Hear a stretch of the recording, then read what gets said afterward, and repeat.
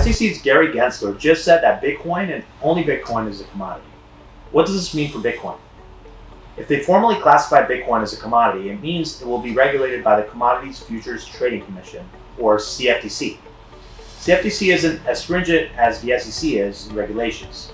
This could give Bitcoin a longer leash to grow, but let's not get ahead of ourselves. Let us understand the difference between a security and a commodity. A security is a financial instrument that has value and can be traded like stocks, bonds, exchange-traded funds, as well as other investments.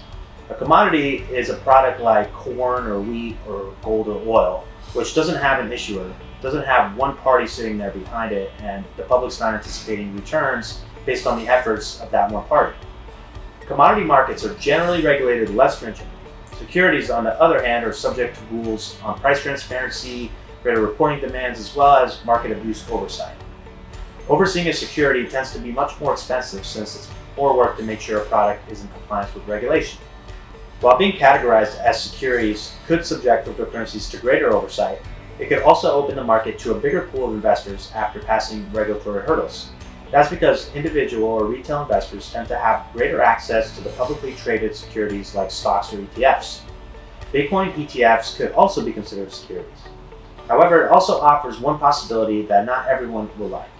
If Bitcoin is considered a commodity, there will be a stronger link between trading houses and the banks that finance them.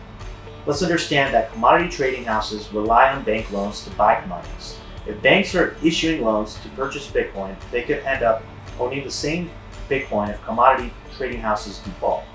IMF once stated that banks play a crucial role and have significant exposures in commodity markets, including by providing liquidity and credit to a small group of large enterprise trading firms that operate globally and are largely unregulated and are mostly privately owned. Let me make it more explicit. There's a small group of large firms that does commodity trading, and all of them are privately owned and are largely unregulated. If Bitcoin is a commodity, commodity firms can borrow money to trade crypto from banks.